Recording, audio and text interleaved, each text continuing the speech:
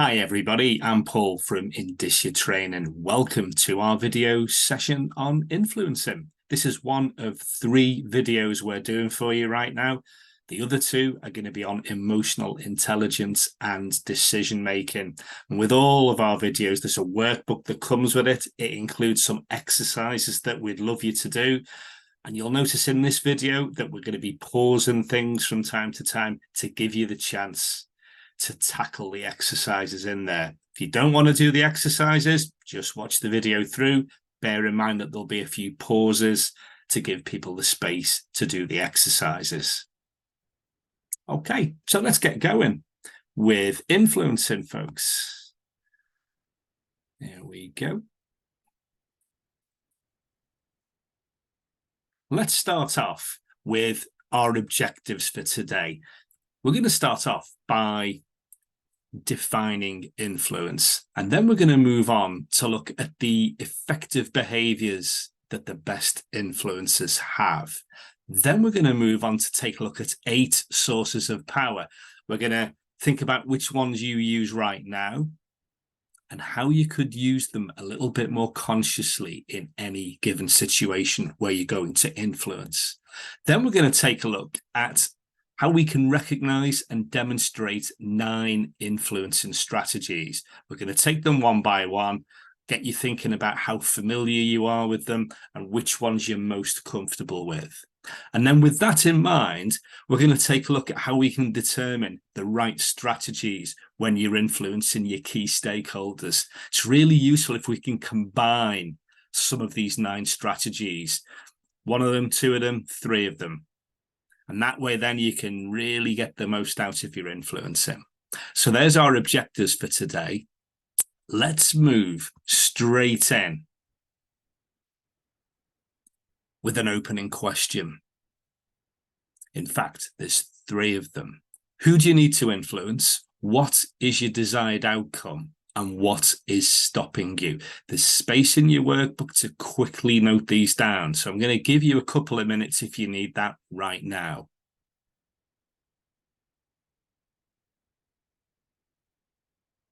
So, who do you need to influence? Have that person or that group of people in mind right now and think about them as we're going through this session.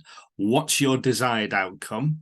Have that in mind too, and think about how you can use our strategies to help you get there. And it's also useful to think about what's stopping you. If you think it's you, drill down and get really specific about what it is. And then we can think about that as we're going through the session. Now, we mentioned at the start that we were going to give you a definition. We're actually going to give you 3. We're going to give you a definition for influence, a definition for power, and a definition for manipulation. Again, there's space in your workbook where you can just jot this down. So if you want to do that, I'm going to just give you a little time to do that right now.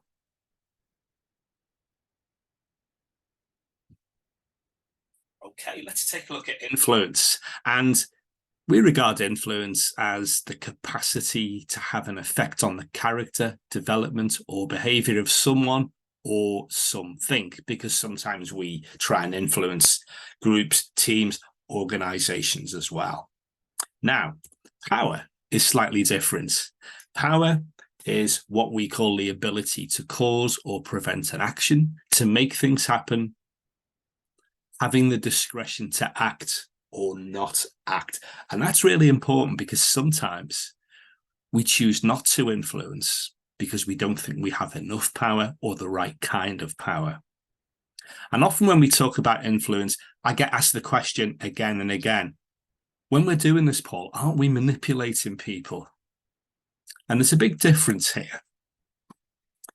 We define manipulation as the use of shrewd or devious influence, especially for one's own advantage.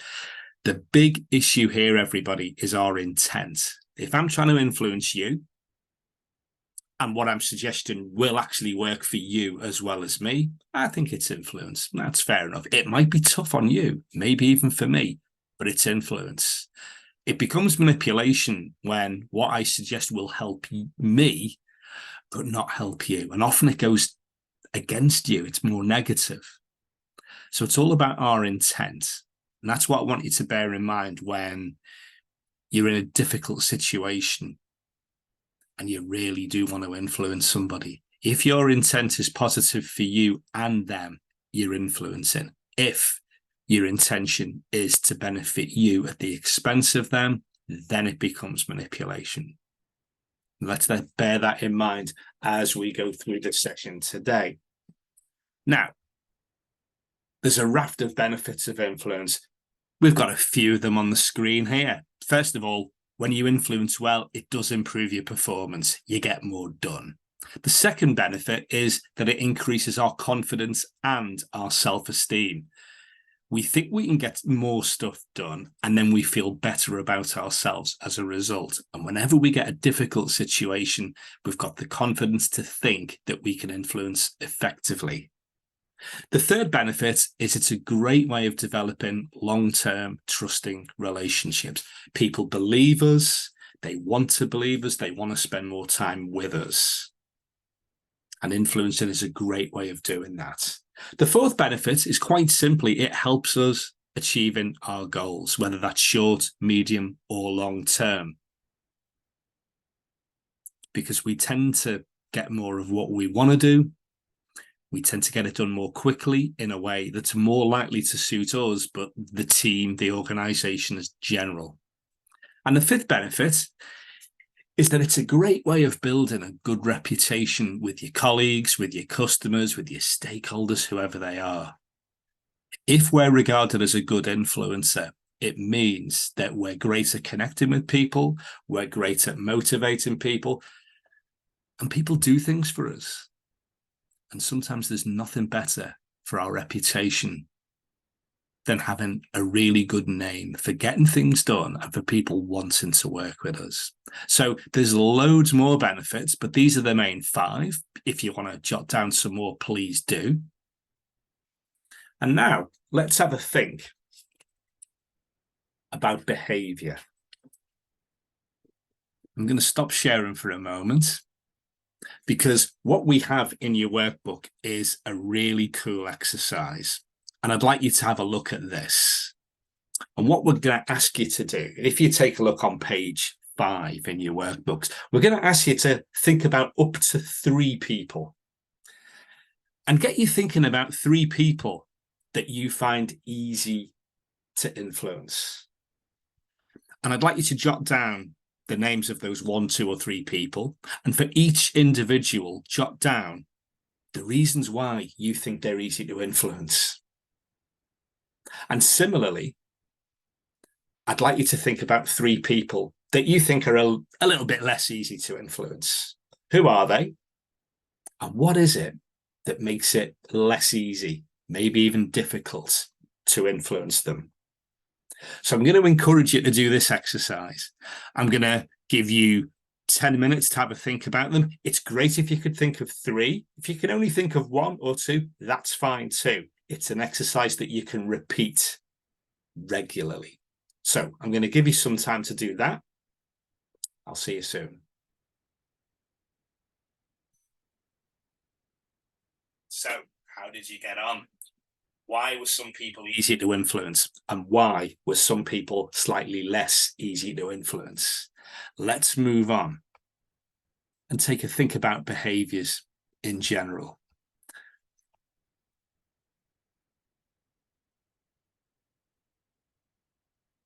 Sometimes when people are less easy to influence, more barriers appear. Let's think about some barriers to influencing. We don't always prepare right. We don't sometimes prepare at all. And if we think we can get away with winging it, quite often we can't. Make sure you prepare. Often we're a bit fearful of rejection. I'm going to try and influence this person, but what if they aren't playing ball with me? Nah, so we don't do it. We often make assumptions about our audience. Now, often they're spot on, but sometimes they're not very good at all, and we get things wrong. So watch out for making assumptions about your audience. We sometimes talk too much. And sometimes we talk too little.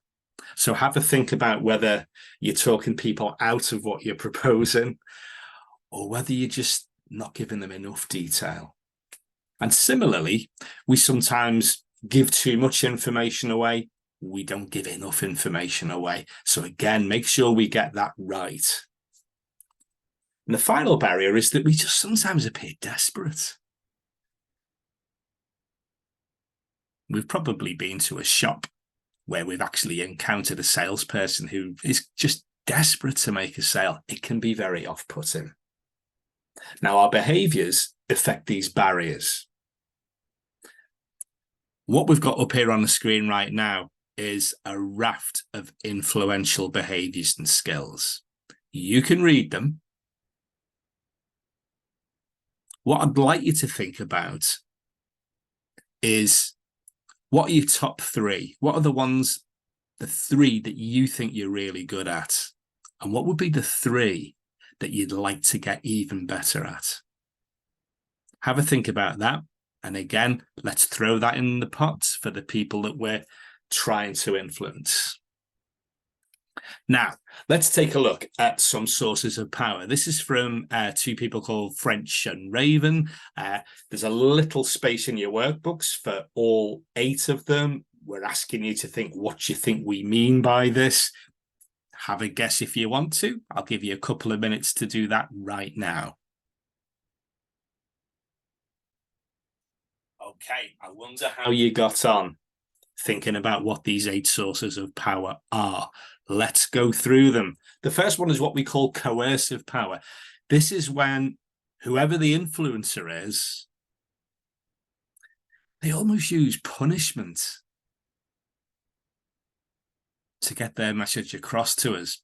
My favorite example is every year when my car tax is due, I get the letter telling me that it's due, and I sometimes get a little piece of paper in there, a little card that's got a picture of a crushed car, and they actually say, this is what we're going to do if you don't pay your tax. And that's coercive power. We've all probably worked with managers who use coercive power all the time. Do this or else. Get this right or else. Now, the opposite of that is what we call reward power. And this is where we swing things round and we talk about the good stuff that's going to happen when we get this done. Could be a pay rise, could be a pat on the back, whatever it is. And what I'd like you to think about is, what opportunities do you get to use reward power? Because coercive power is very much a last resort. Very useful for things like compliance, but we can also swing it round and make it rewarding, which is a lot more positive, and it gives us more of a chance to have a more lasting, influential, trusting relationship. So that's reward power and coercive power, 2 sides of a very, very similar coin. Now, the next one is what we call legitimate power. Now, I know what you might be thinking. You might be thinking this is about where we are on the organogram, who's more senior to me, who's more junior to me. And there's a lot of truth in that. We often get people saying, as the manager of this team, I think we should be doing this. But let's dig a bit deeper here. Legitimate power could be somebody who's a subject matter expert, somebody who uses their level of experience and know-how. It could be somebody who walks into your office or your workplace and just says, I'm from the health and safety executive. I'm going to have to shut this building down. And they do that on the basis of who they are and what they do. So legitimate power isn't just about where you are in an organization.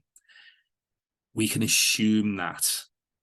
And I'd like you to think about all the situations where you're trying to influence, when you have got some kind of legitimacy. Here's why I'm here today. Here's why I'm calling for this decision to be made in this way. We've got more legitimate power than we actually think sometimes.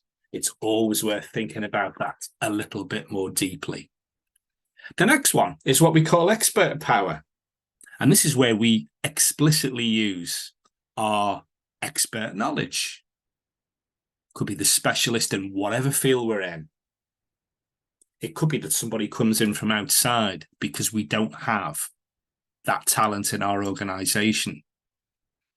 And we tend to go along with what they say because they convince us that they have a level of expertise. And again, have a think about where, when, and with whom you use this. The fifth source of power is what we call reverent power. Have a think about a normal working day. How many people ask you things? It could be something relatively trivial. It could be something huge. And if people ask you any kind of question, you've got some reverent power over them because they're asking you because they literally revere you. And I know it might be a bit of a nuisance when loads of people ask you loads of questions every day at work, but look at it the other way. They're coming to me because they think I know. And that means not only do I have reverent power, I can use this to influence a situation because we might not have expert power as such. We may not even have legitimate power as such, but people still seek out our opinion. And that's a really, really common and frankly underrated source of power. Now, the sixth source of power is knowledge power. Now, this is often more to do with what you know about your organization, what you have to do to get things done, what you have to do to make things happen. It could be who you speak to. And again, it isn't about your subject matter expertise. It's about knowing the lie of the land, knowing how things actually work. And then we get resource power. I've worked in some organizations where I work with people who just know where to find stuff. I want more stationery. I want a bigger budget. I want slightly wider powers in terms of what I'm allowed to purchase. They can just find things. And wouldn't it be good to have that power where someone would say, hey, Paul, where do I find this? What do you have to do to get more of this? And in effect, what you're doing with this power is opening doors for people day in, day out. So that's resource power. And the last one's network power. Now, this isn't just about going to events once a month, pressing the flesh. This is about really knowing the people in the organization, about how well connected you actually are. And this cuts both ways because sometimes you can be the person that does the introducing. It's also useful when people start to recommend you. Oh, I know Paul, he's very good at this. You really want to talk to him about this particular topic area. So there you go, folks. French and Raven's 8 sources of power. Before we even think about influencing, let's think about which of these powers we have. Now, we might have to think a little bit deeply here because sometimes people say to me, there's no way I've got all 8 of these. And that might be true. But think a little bit more deeply. You'll find that in most situations, you'll have at least one of these, and possibly a little bit more. And I want you to have a think about how you can use these consciously, because most people I know use these all the time. They're just not aware of it. And the minute you're more conscious about what you're doing, the more powerful it actually is. Now, what we've got for you in your workbook on, let's check page 10, is we've got a nice little case study. And what that case study asks you to do is have a think about which sources of power were used by 3 of the characters, and a little bit around what you think one of the characters might do a little bit differently. What sources of power could he or she use that are a little bit more different? So what I'm going to do is give you 10 minutes to have a look at this and then come back and see how you get on.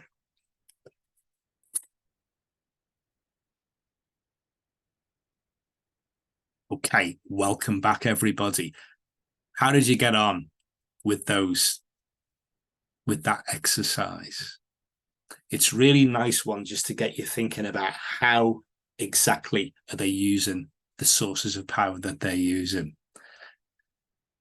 Now, let's move on, because we're going to look at something else now. Let's take a look at not only 8 sources of power. Let's take a look at Dr. David Kipnis. His research came up with 9 influencing strategies. I'm going to ask you to think ahead about the person that you really want to influence, and then have a think about how you're going to use this. Now, your workbook also has all of these 9 influencing strategies, and we ask you the question, what do you think these influencing strategies mean? If you want to take some time to have an educated guess or a guess, do that now. And let's move on and take a look at these 9 influencing strategies. Let's start off with what we call rational persuasion. This is the one that most of us do most days. A bit of logic, a bit more logic, and a bit more logic. I like the example of buying a car, yeah, because often what you find is you get some people that want to know all the statistics about the car, all the mechanical things that, frankly, I'm not that interested in. They're really good people. The really good car salespeople ask you, what kind of car do you want? Why do you want this kind of car? What do you want to get out of your car? And then they give you logical reasons as to why this particular car is the one for you. Factual evidence, logical argument. We do this all the time. We don't even think about the fact that we're influencing here. We just ask people to do this because reason 1, 2, 3. Now, when you use rational persuasion, folks, 3 reasons, no more. Otherwise, it's a little bit of an overload. But this is the most used influencing strategy. I just want you to bear in mind that not everybody likes logic. Even when it makes sense, think about the people that you know, the people that you work with, and they make decisions. And we think, what the heck are you doing there? Oh, I just fancied it because. So get to know the people who really appreciate logic and facts. These are the people that we use rational persuasion with. Now, the second strategy is what we call inspirational appeal. This is where we literally appeal to people's values, their aspirations, what's important to them, and we do that to generate a little bit of enthusiasm. This is a great one for people who aren't that bothered about facts. You just want to do something because you like the person. They appeal to you and your values. Now, the third strategy is what we call consultation.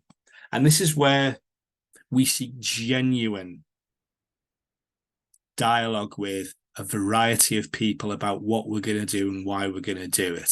Sometimes I see consultation as somebody sending an email saying this is what we're going to do. It's sometimes called consultation, but it's not. It's a process where we share ideas. We talk about option A, B, C, D, E, and have a genuine discussion about which one is the best way forward and why.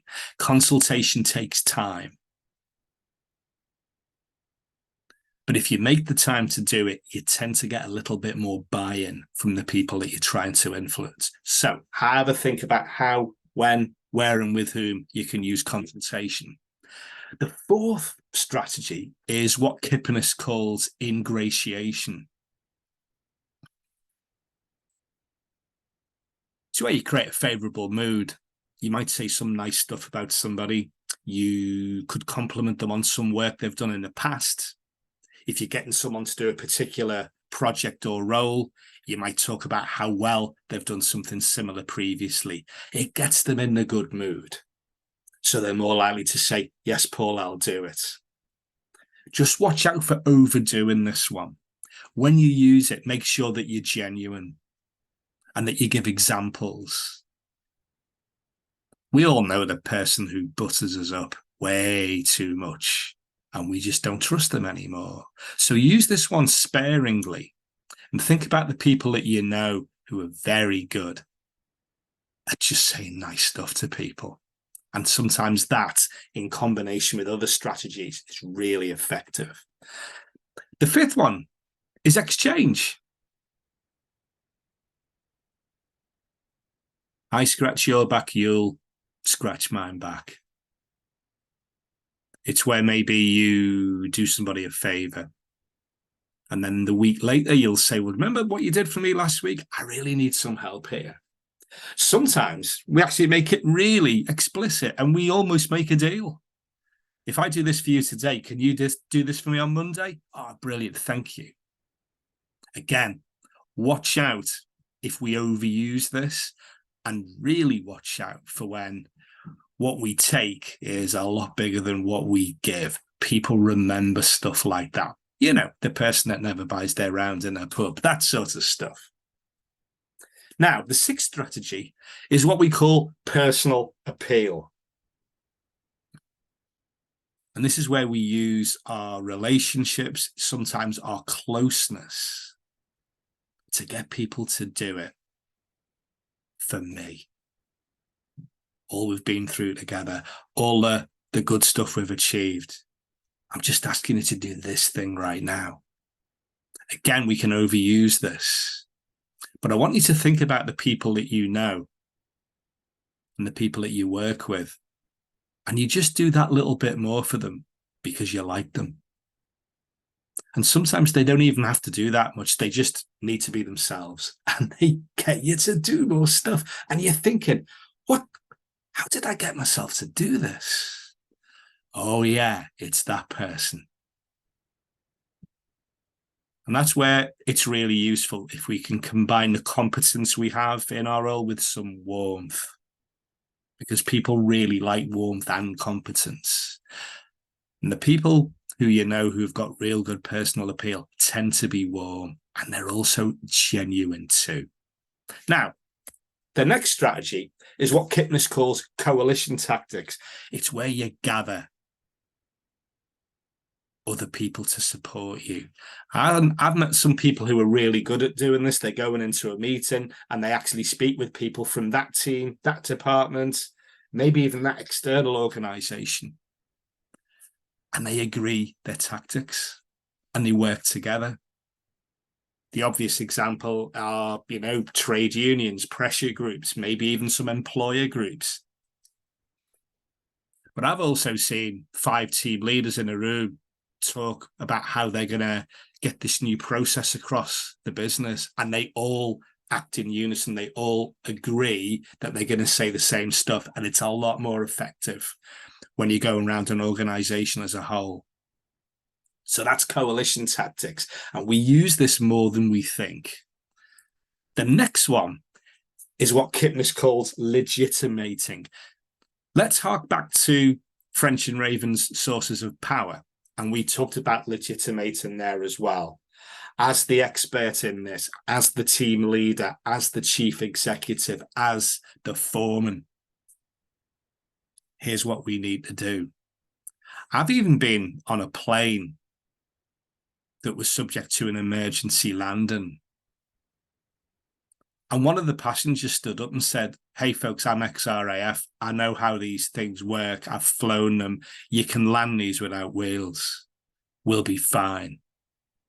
And whoa, it was interesting how people straight away, he knows his stuff. That's fine. He was a passenger, but he used his knowledge, expertise, experience, and a great way of using his voice to have this legitimate and influence strategy. And everybody was asking him stuff and looking at him and checking how calm he was. And he was calm, and that worked really, really well. Now, the 9th strategy is pressure. We might use this quite a bit at home. We might use this quite a bit with our teams, or when we try and influence upwards too. What we have to think about here is, what's the long-term consequences of using pressure a little bit too much? And what else might not get done as a result of the pressure? And how does this help us build long-term trust and relationships. But there are times when pressure is really important. If I'm on site running a training course and the fire alarm goes off, I will say to people, listen, we've got to get out of here right now.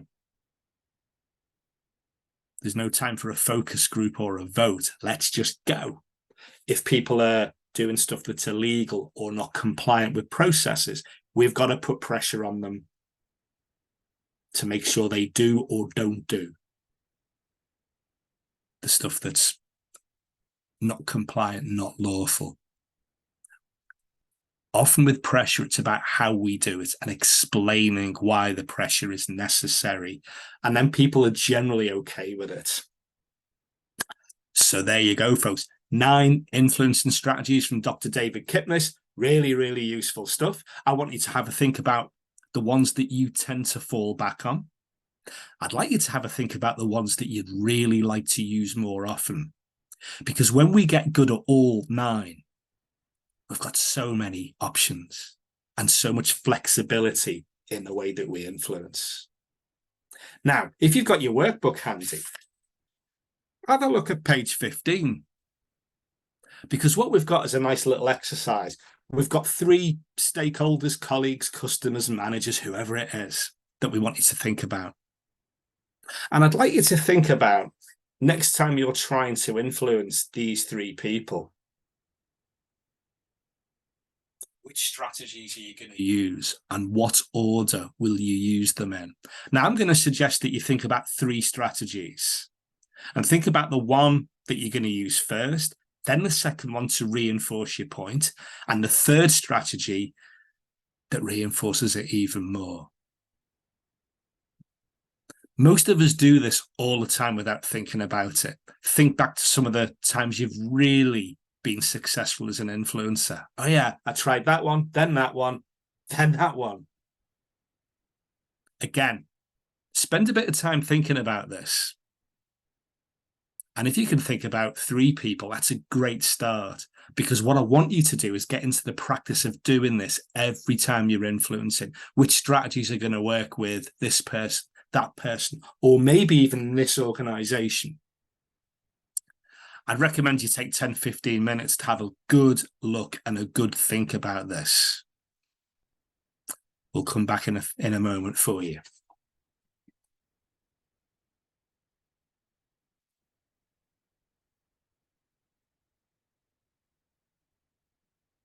How'd you get on, folks?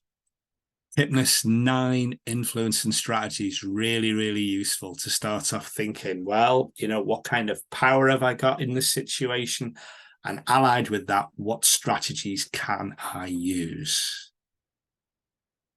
And there's people I work with regularly. I know which strategies work with them. Let's be frank too. I think they know which ones work with me. And we sometimes have a very pleasant battle on our hands that we sort out, of course.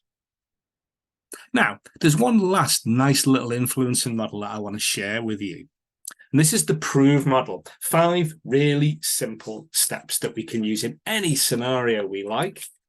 It's one of these lovely acronyms, so you can guess what's coming here, folks, surely. The first thing here is that you state your position. Always state it positively. This is what I want. None of this, I don't want this. No, no, no, no. What do you want? I'd like this. And then you think about reasons. No more than 3. Any more than 3 reasons, you're overcooking the pot here, folks. So here's what I think. Here's my position. And here's 3 reasons why I'm doing it. Reason 1, reason 2, reason 3. Stop. That's all you need. The next step is something that we often forget. What's the other view? So how come they're suggesting this other idea? What's making them think that this other step would be a good move to make? Get them to explain their view. You might pick up stuff that you've not thought about. And it may be that parts of your position and parts of their position actually work really well together. One of the best things about effective influencers is that they actually do look at the other view. They adopt it when it's right. and they're big enough to actually say, actually, there's elements of this that I agree with. Let's put them together. The next step is that we actually verify. We get some neutral support or evidence that supports our position. Hey, Paul, what you're saying is really interesting, but I've got 4 sources here that really back up my idea. What you might find is they may actually come back with their own methods of verification. Well, actually, I've got a source here that shows that my idea is a good one. So it may be that by using evidence, you'll get your way. It may be that when there's 2 or 3 of you given evidence, you come to some kind of agreed conclusion. And that leads us to the bit at the end. And if we do have that dialogue where there's 2 or more of us and we have evidence and slightly different sources, we get agreed action. And what's important here is that when we say the end, we're talking about what are we going to do, who's going to do what, when are they going to do it by. And this is a very good way of influencing very, very quickly. Here's my position. Here's 3 reasons why it's the best position. What do you think? Well, here's some evidence. I'll listen to yours too. We'll get an agreed conclusion. This is a great way of getting buy-in. What I find often anecdotally is people say to me, I never do the other view. I just go from reason to verify. So what I want you to really think about is getting good at all 5 of these areas of the prove model. And remember, there is another view, and the other view might have its benefits. You never know. It could be that you've got things wrong, or that you haven't looked at enough sources. So that's the prove model. In your workbook as well, we've got room for you to have a think about some people that you want to influence. When you're thinking about the conversation, how are you going to work through the prove model? I've worked with people who actually have prove written on a post-it note or on a folder that they carry into a meeting, just to remind them that you state your position, you give 1, 2, 3 reasons why it's a good idea, you seek the other view, you use evidence to verify your point, and you end it with an agreed conclusion. And that's the prove model. So we've taken a look at loads of things today, folks. We've thought about what stops us influencing. We've thought about when our influencing moves into manipulation. We've also taken a look at the benefits of influencing, good behaviors of excellent influencers, and we've had a think about French and Raven's sources of power and Dr. David Kittner's 9 influencing strategies. I'm going to encourage you to have a think about those influencing strategies and combining them up to 3. And what order are you going to put them in? And I'm also going to get you having a think about what your takeaways are from today. What are the things that you're going to do? And I want you to jot them down, either in your workbook or have a think about just jotting them down and leaving them handy so you can see them. Because whatever you think about what we've been looking at today, it's only as good as what you do differently. Now, the great thing about influencing folks is that we're always doing it. Always. So we may as well think about what we need to do to make it as successful as possible. So thanks for watching. Thanks for taking part in the exercises if you did. I'll encourage you to use these exercises regularly. And best of luck with all of your influencing. Hope to see you on our emotional intelligence session and our decision-making session. Thanks for your time today, everybody. I'll see you very, very soon.